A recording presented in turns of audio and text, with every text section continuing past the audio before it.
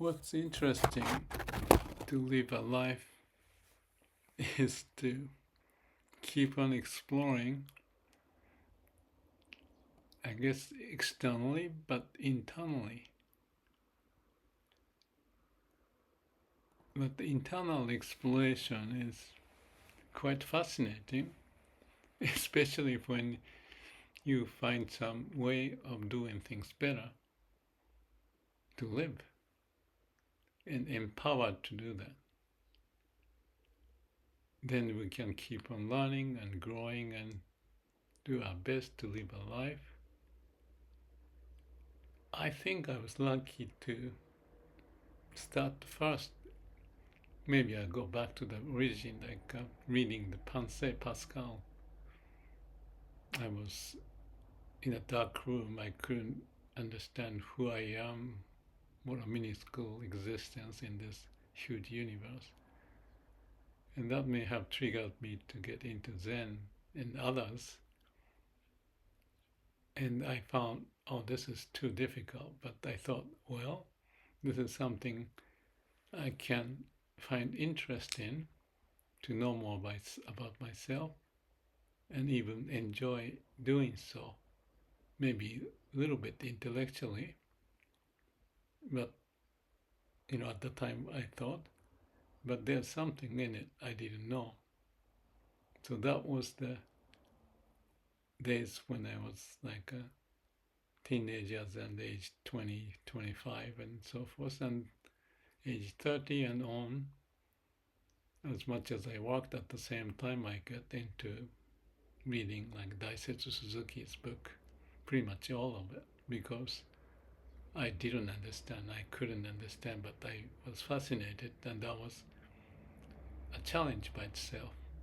But at the same time, I thought there was something passionate or compassionate for Daisetz to be able to do that, to write so many 100 books or more.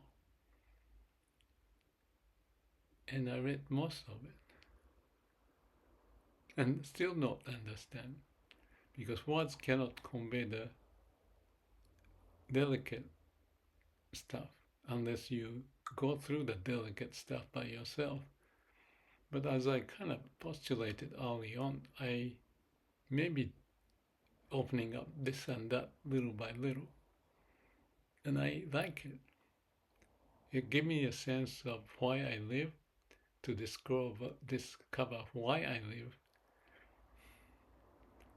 by knowing what is going on and what can be done.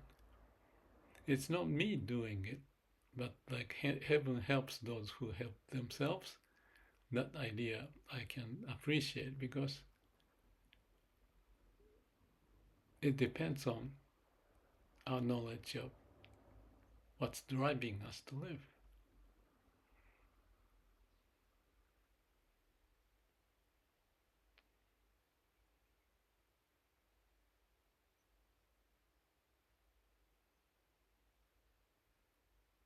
So, like when I don't know what to say, it's like mind don't know what Daisetz was talking about, then I'll be silent.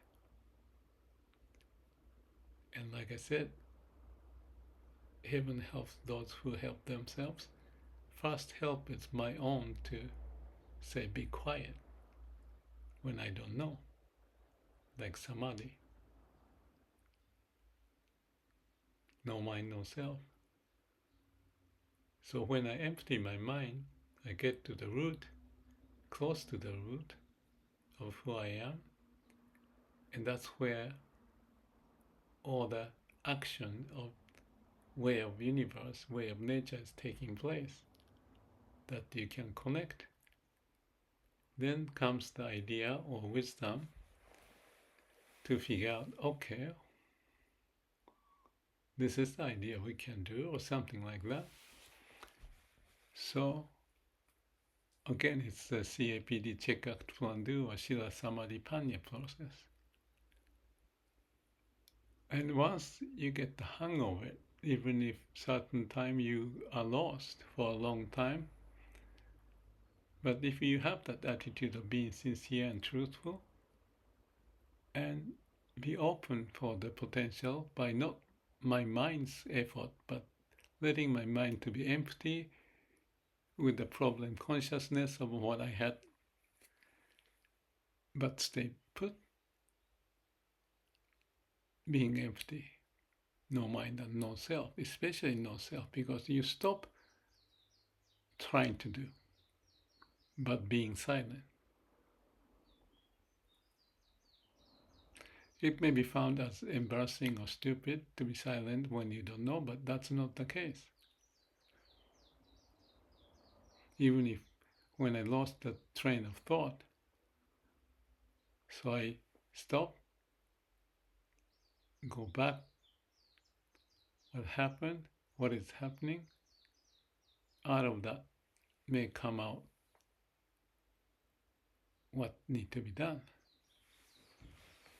So if we maintain that, the speed may be different for each person and the nature of the problem. It may be 2 days, 3 days, maybe longer or much less for the easy solution. But the core of that approach may be, like I said, being sincere and truthful to keep at it. Yeah, that's also a good word, keep at it. And how do you keep at it? I posted the video yesterday about waiting for someone, and I mentioned that the tree doesn't wait. They just stay there. And the nature's way will take care of it. So no need to rush into any conclusion. And your conclusion may be the wrong one. So staying put sounds like a counterintuitive process. But in fact, that's the way that we can connect to the root and listen to our heart. And when you get in touch with the source of the wisdom and compassion, with the liveliness to express the potential,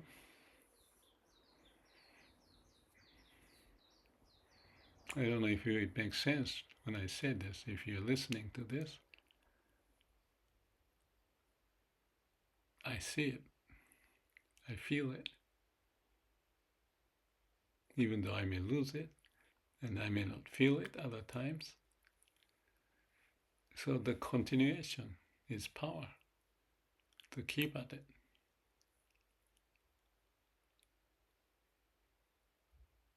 I'm learning in the way, not in the mind, but the whole process of how I may be a part of this way of the universe. So it's not me. As a tree may wait what to happen, when it happens, when he feels the need, then he'll come up with a solution the best he can. Again, it may sound counterintuitive when people rushing to do this and that, but that's all the play in the mind.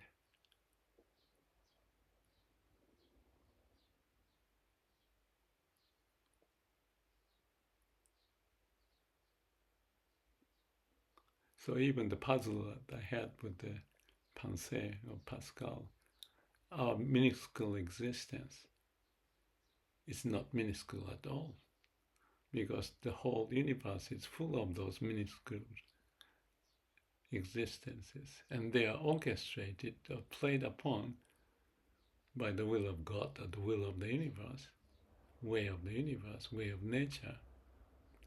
And I'm totally being one with it, and that's the core of me, and my realization of that says, no worries about your mind, what you're doing, so far as I'm connected, and let the flow of the universe to prevail, as I may feel the life energy burning in my existence.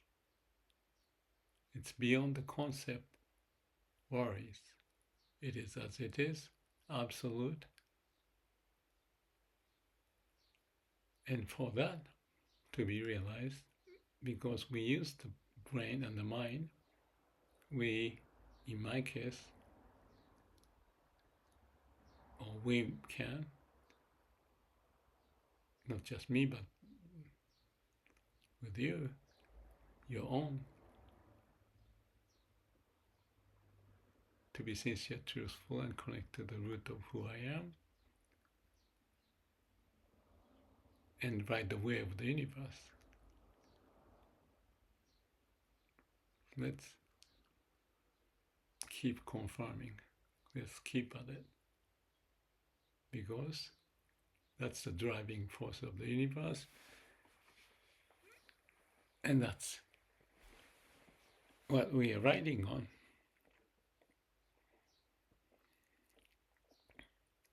Our mind may confuse us, but we have a way to clear up by being samadhi. And then let's enjoy the ride. Let's keep at it. Thank you.